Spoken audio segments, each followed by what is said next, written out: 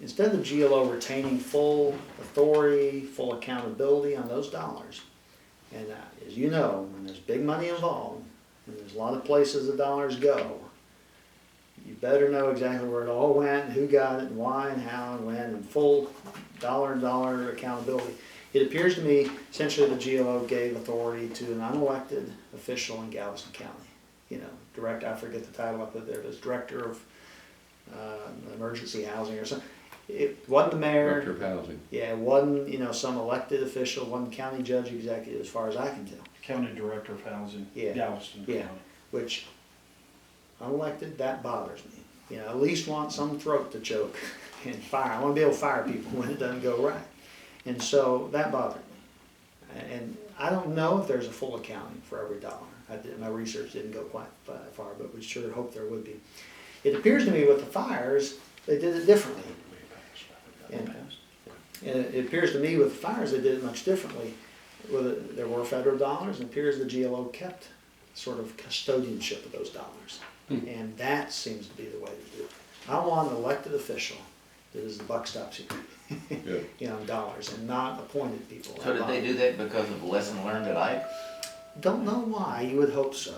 You know. Now, maybe the other rationale is Galveston, that area especially, was the really hard hit. You know, now, even up, you know, Gregg County, I think got a little bit of money up where I live, but 95% of the money I think was Galveston. So that probably was heavy on their thinking, but still, I'd want some direct elected official that we can hold feet to the fire.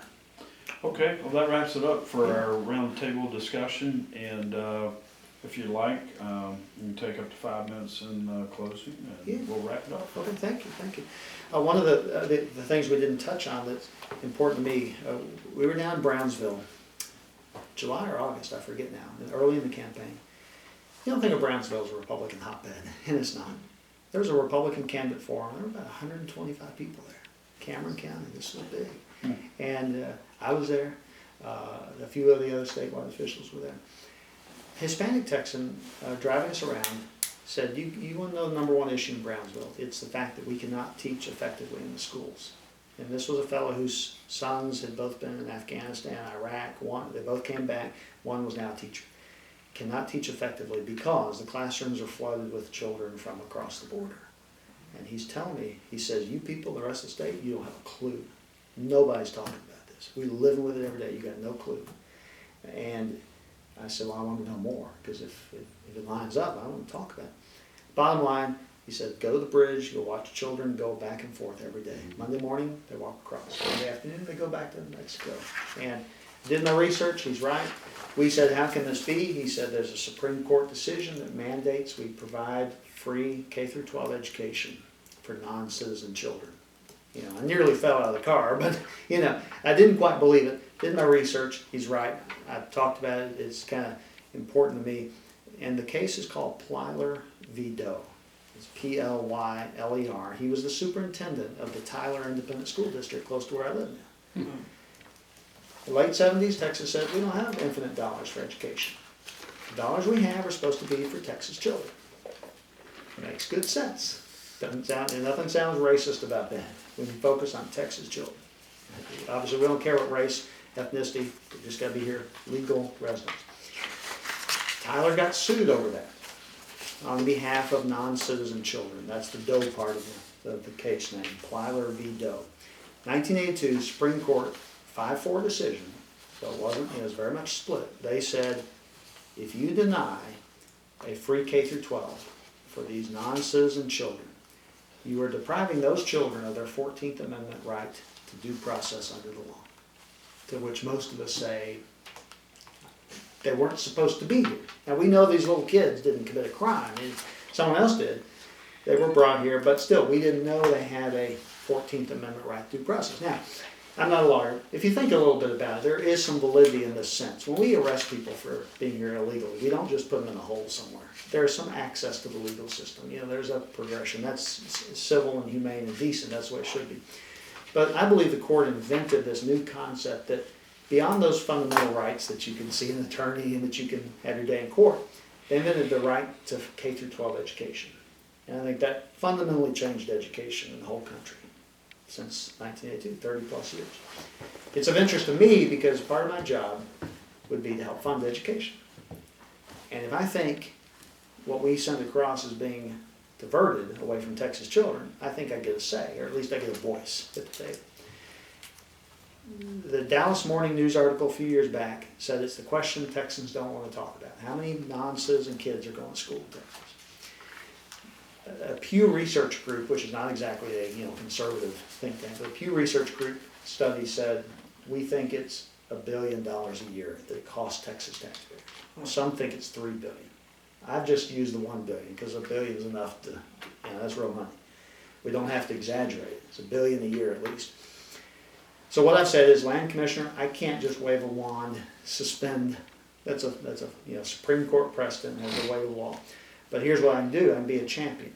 One, to educate people. You may or may not have heard of this. Some of you may not have ever heard of Plyler v. Doe. I contend it's as important as any Supreme Court case in the last 50 years. Number one, educate the people. As land commissioner, I can do that. I get to go speak places. People will listen. Number two, educate the legislature. So fellows, ladies, we need to refocus funding on Texas children. The legislators I've talked to, most of them are lawyers, and they go, oh yeah, I remember Plyler v. Doe from school, but you're right. And so there needs to be education, and there needs to be arm twisting. There needs to be some leadership. We need to refocus funding on Texas children. And if we can get a legislature to do that and a governor to sign it, I believe one of the new attorney generals will fight that to the Supreme Court, where it'll have to go again. Part of their decision said, Texas didn't present a compelling case that this would hurt their education system. Well, 1982, you had a Democrat attorney general. Of course he didn't. One of these new fellows, whoever it'll be, I believe will have kind of the fire in the belly to fight that sort of thing. So it's a long way, and I can't promise, but I can promise I would work to, number one, make sure the public knows, and try to help the public get to their legislators and educate the legislators and show that leadership. That's real money. It's not racist. It's all about, we have a fiduciary duty to Texas children first. Texas land, Texas revenue, Texas children. And if I can impose on my time for just a moment, the media has said, well, Watts doesn't want Hispanic kids in the classroom. It has nothing to do with Hispanic.